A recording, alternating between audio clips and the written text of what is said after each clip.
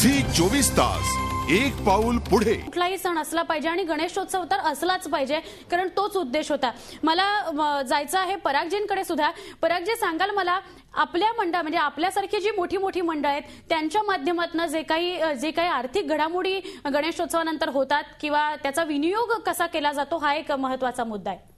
पहिलं तुमचं मी स्पष्टीकरण देतो। तुम्ही जे मेगा इव्हेंट हा शब्द जो वापरलाय त्याच्या मागचं मी स्पष्टीकरण आमच्या मंडळाचं त्याच्या मागचा जी कल्पना आहे ही स्पष्ट करतो। नक्की की आमच्या मंडळाची मेगा इव्हेंटचा तुमचा प्रकल्प आहे, ह्याच्यामध्ये आम्ही देखावे हा जो प्रकार आहे आमचा मंडळाचा सातत्याने प्रयत्न असा राहिलाय। आमचा विभाग कामगार विभाग आहे, मध्यमवर्गीयांचा विभाग आहे, जो आम्ही दरवर्षी म्हणजे गेले 15 ते 20 वर्ष हिंदुस्थानातील अगदी नावाजलेली तीर्थक्षेत्र आहेत त्यांचे देखावे उभे केले, जेणेकरून मध्यमवर्गीय कामगारांना त्या गणरायाच्या समोर त्या म्हणजे प्रसिद्ध तीर्थक्षेत्राचं दर्शन घडावं हा आमचा त्यामागचा उद्देश होता। पण समाजात बाकी लोक असतात ती नावं ठेवत असतात, त्यामुळे पैसा खर्च होतो। पण पैसा खर्च होतो मेगा इव्हेंट बद्दलच बोलतोय। परागजी, नावं ठेवण्याचा इथं मुद्दा नाहीये। एका बाजूला महागाई सगळ्या सर्वसामान्यांना होरपळून काढतेय आणि दुसऱ्या बाजूला कुठेतरी खर्च होतच आहे देखाव्यांवर आणि तो लाखोंच्या घरामधला आहे। नाही, खर्च लाखोंच्या घरामध्ये येणारच, पण आमच्या मंडळाचं मी प्रामुख्याने सांगेन की आम्ही एका वर्गणीमध्ये किती उत्सव साजरे करतो। एकच वर्गणी असते।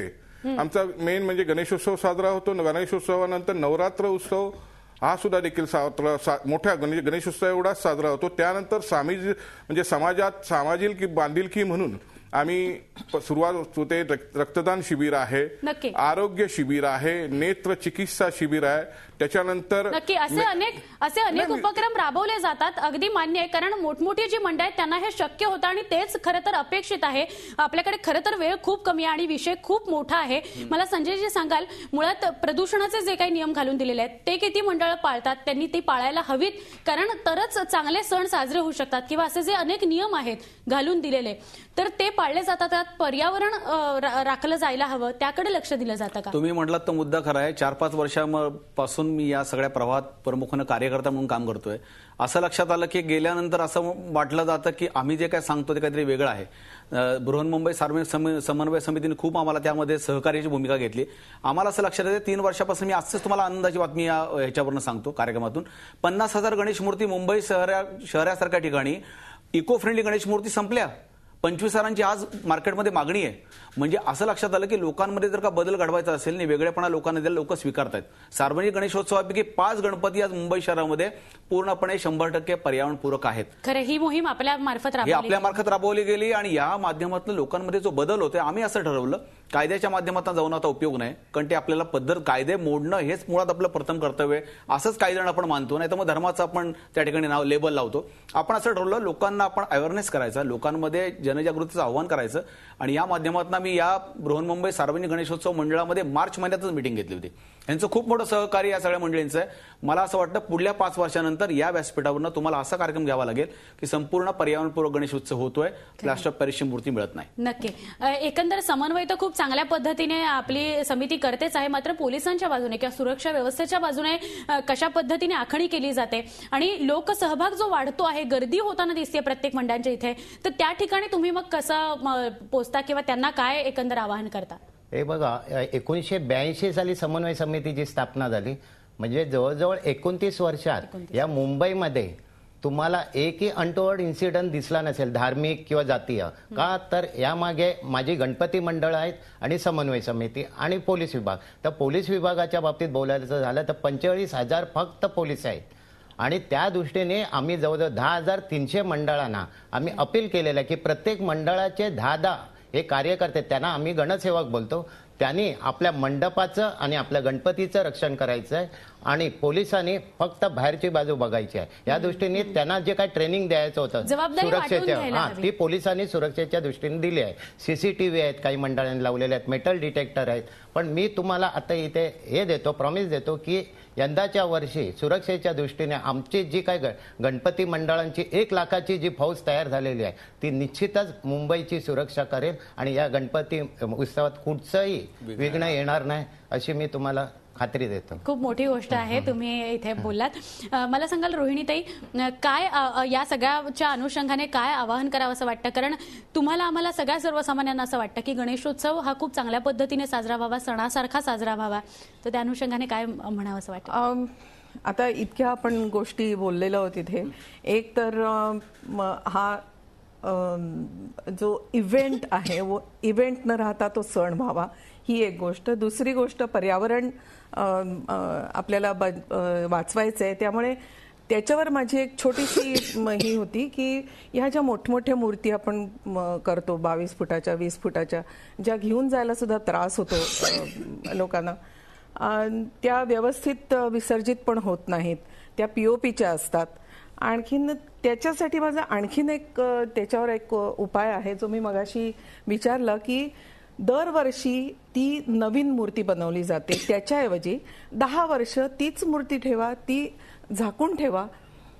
पूजेची मूर्ती वेगळी शाडूची असावी, जरा मोठ्या मंडळांची जरा मोठी असेल, पण ती असावी आणि ती विसर्जित म्हणजे ती व्यवस्थित विसर्जित सुद्धा होईल. आणखीन तेवढे पैसे पण वाचतील दरवर्षी नवीन मूर्ती करण्याचे, आणि ते पैसे इतर कामासाठी वापरता येतील. ही दुसरी गोष्ट. आणखीन एक छोटीशी मला एक स्त्री म्हणून असं वाटतं की गणेशोत्सवाच्या आधी एक महिनाभर आधी लहान मुलांना क्राफ्टमध्ये समजा मातीच्या मूर्ती करायला शिकवलं आणि घरामध्ये गणेश मूर्ती बरोबर ती मूर्ती समजा ठेवली पूजेमध्ये आणि त्याची सुद्धा पूजा केली, तर मला वाटतं लहान मुलांना सुद्धा आपल्या सवय लागेल. आणखीन मला आठवते दिवाळीमध्ये काड्या जमा करून त्या 20 दिवस आधी आम्ही कंदील करायला सुरुवात करायचो. तसं गणेशोत्सवामध्ये सुद्धा महिनाभर आधी त्याची तयारी सुरू होईल. पुढल्या वर्षी आम्ही करू. चला पुढल्या वर्षी आम्ही सुरू करू. नक्की. मला फक्त एक जाता जाता वेळ संपलेली आपली खरं तर, पण परागजींना एक प्रश्न विचारावा असं वाटतं. परागजी, जी काय आपण इथे चर्चा करतो आहोत किंवा ज्या काही नियमांविषयी आपण बोलतो आहोत, आयडियल गणेशोत्सव जो आहे त्याची संकल्पना मांडण्याचा प्रयत्न करतो आहोत, असे काही छोटे छोटे बदल जर मंडळांमार्फत होणं अपेक्षित असेल किंवा ती जर मांडणी समोर असेल, तर मग मंडळ अशा प्रकारचे नियम पाळणं, अशा प्रकारची जी तयारी आहे ती दाखवतील का? मंडळाचे सर्व पदाधिकारी कार्यकर्ते नियम तर पाळतातच. म्हणजे काही यांच्या म्हणजे आमच्या पाहुण्यांच्या निदर्शनात काय माहित नाही, पण नियम सगळेच पाळतात, कारण मुंबई पोलीस यंत्रणा सक्षम आहे, त्यामुळे नियम पाळतातच. पण मगाशी तो विषय म्हणाला की विसर्जनाचा, कारण तुम्ही उंच मूर्तीची संकल्पना एक शिल्पकला आमच्या मंडळाने जवळजवळ 1977 साली आणली. मुंबईतली नव्हे तर हिंदुस्थानातली सर्वात प्रथम मोठी मूर्ती जी दीनानाथ वेलिंगांच्या हस्ते झाली. तुम्हाला मी अगदी म्हणजे छातीठोकपणे सांगतो की तुम्ही आमचं विसर्जन बघायला या. विसर्जनानंतर दुसऱ्या दिवशी आम्ही गिरगाव चौपाटीवरनं संपूर्ण एक शीख सुद्धा किंवा काही एखादा अवशेष सुद्धा समुद्रात ठेवत नाही. तो आम्ही पुन्हा लालबागला परत घेऊन येतो आणि ते समुद्र अगदी स्वच्छ ठेवण्याचा प्रयत्न आम्ही करतो. नक्की.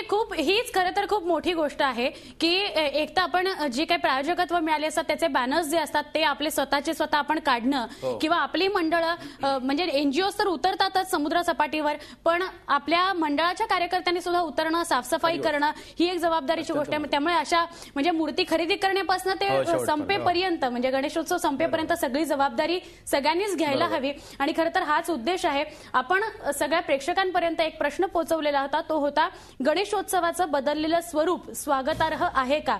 आपल्यापर्यंत पोल पोहोचलेला आहे, तो आहे 16% लोक हो म्हणत आहेत, नाही म्हणत आहेत 83.33% लोक, तर तटस्थ आहेत 0, म्हणजे तटस्थ अशी उत्तर आपल्यापर्यंत आलेली नाहीत.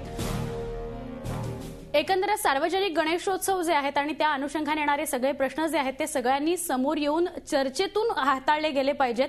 गणपती बाप्पा हे खरं तर बुद्धीची देवता आहे, त्यामुळे पुढच्या काळामध्ये जो समाज आहे तो बुद्धिनिष्ठ व्हायला हवा, हीच एक अपेक्षा आहे. आणि त्या अनुषंगाने येणाऱ्या ह्या सगळ्या चर्चा आहेत आणि त्या अनुषंगाने होणारे हे सगळे प्रयत्न आहेत. तुम्ही सगळेही या चर्चेमध्ये सहभागी झालात त्याबद्दल धन्यवाद. धन्यवाद. या कार्यक्रमामध्ये इथेच थांबतोय. पाहत रहा झी24 तास.